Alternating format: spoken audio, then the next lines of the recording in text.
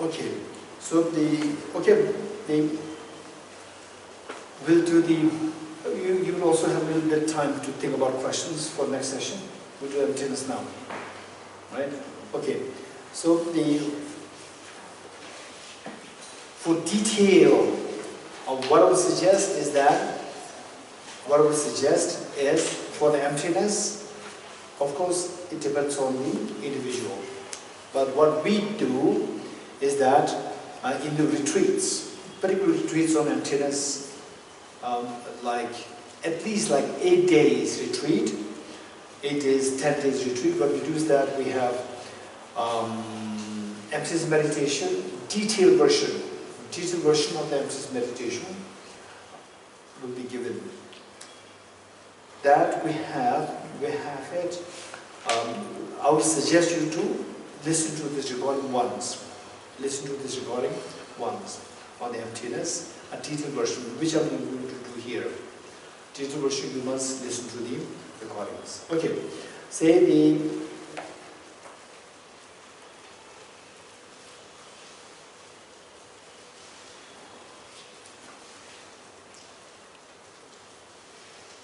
okay, let's turn to page 209.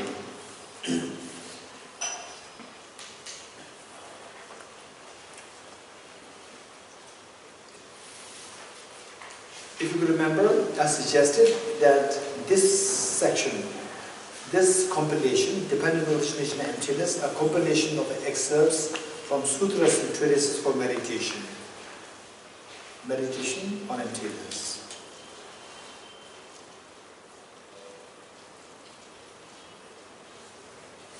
Okay, so this, I suggested that we read this, if not every day, at least once a week.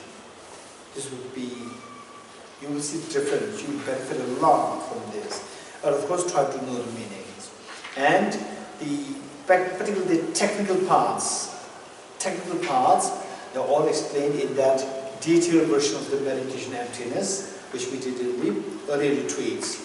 Okay, as far as I could remember, and the one thing is that you can check the bodhiwisdom.org, www.bodhiwisdom.org, B-O-D-H-I, bodhiwisdom.org. All these retreats, we upload them now on the website, bodhiwisdom.org. And there are so many of these, the earlier retreats, the teachings, they're all uploaded there. You can freely download from there. And one thing that I would suggest is one which we did in the Jambi, Indonesia. Jambi, that's also there. So there, the emptiness section. I'm sure we did the meditation on emptiness, the longer version, Jambi 1, and then the another one that I would share is most I said them as not here now. One we did really recently in France. We did the detailed version of the local version of the emptiness meditation. In France. Then one in Deer Park. Maybe in Deer Park we must have done it twice. One on the entry into the middle way. Entry into the middle way teaching, which we did in Deer Park. And the other one, which is the Mulamadyamikakarika, the fundamental wisdom of the middle way by Arya Nagarjuna. Two occasions we did there. So you must get those recordings from there. One. And if there's somebody who can remind us, who has to remind me later on, follow up, we can actually take that out. Instead of saying go there, take it out and make it very easy. Anybody can, do it very directly. Because at the moment, our bench is finding difficulty, not finding it, right? We couldn't find it. Okay. Okay, so maybe Abhinji, you can follow that up with me, right? So somehow you track it. Some of the people in Tibet House, they know exactly where they are. They will track that, and then we can take that out separately and put it there. One thing. So many of these stanzas here that you find here, the technical parts, explanations are given there. Not only explanations, how to apply this in meditation given there. Okay, then. Page 209, stanza 3, Upadhyaya Sutta. This stanza is extremely precious. This stanza is extremely precious. This is how I do. I'm sharing how I do. And finally, later you decide, right? Initially, it would be good to follow that pattern which I drafted. You can follow that for some time. Once your understanding of emptiness becomes comprehensive, extensive studies, reflection, then you can design on you can have your own manual, meditation manual. You can design one for yourself on the basis of your own experience, which stanzas suit you better. On that basis, you can do that. But for the time being, till you reach that point, you're going to follow this pattern. Okay, how I start is with this stanza. Why?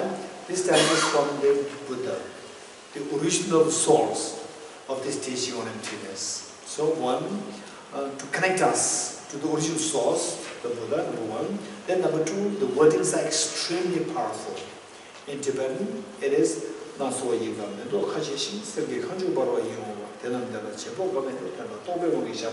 is the Tibetan version. And in English is the various delightful flowers blossom, and the sparkling supreme golden apples stand so adoring. For none of these is their creator. They are posited by the power of thought. It's through conceptualization that the world is imputed. You memorize this and then recite it. Page 209, the third stanza. And recite it. You're on your way on the road, when you're in the metro, when you're in the car, when you're flying, when you are even in the birthday parties or meeting with friends. You can recite the stanza.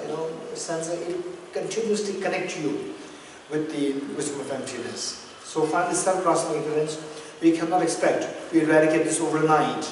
This will never happen. And even with the blessing of a guru, touch your head, right? Bless you.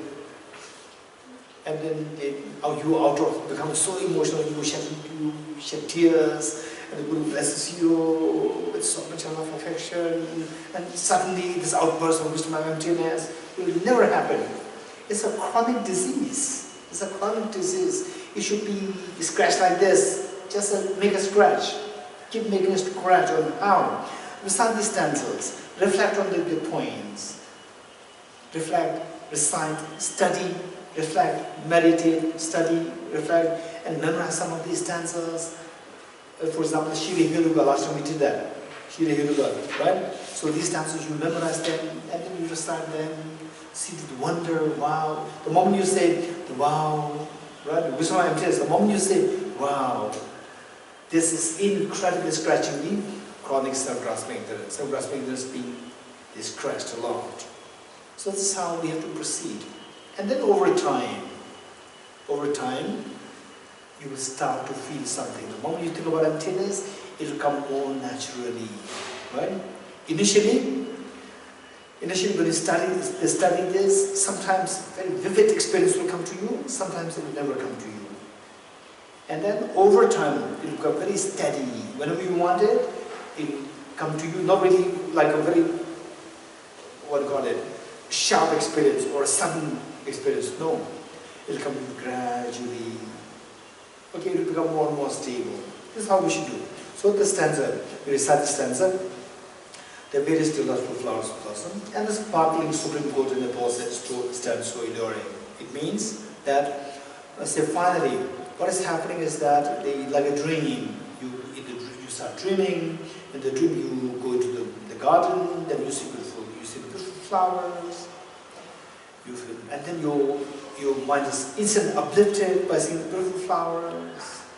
And oh, these so beautiful flowers. And sometimes you see the beautiful houses with a small beautiful pond in front, and the gardens around, extremely beautiful. And the sparkling supreme golden apples stand so alluring. If you reflect, for none of these is their creator. There's no external agent there who created all these things. At the most, the carpenters and the, what do you call those people who work on the stones? Masons. The masons, the gardeners working on the garden. These people, what they just put a bunch of atoms, right? Bunch of atoms there, and our mind projects them as a beautiful flower. Our mind projects this is a beautiful house. What the masons said, they said that you have to just put a bunch of atoms there, put a bunch of atoms there, and throw a bunch of atoms in the form of water, a bunch of atoms in the form of the bud coming up, and our mind projects as a flower, beautiful flower. These things are actually created by your own mind. For none of these is there a creator. They are posited by the power of your own thought. It is true conceptualization that the world is imputed. The whole world comes into being because of your own conceptual thoughts. There's nothing there from the object. Okay, we recite this as many times as possible, and as we recite this, try to recite the meanings. Okay, this is what we do.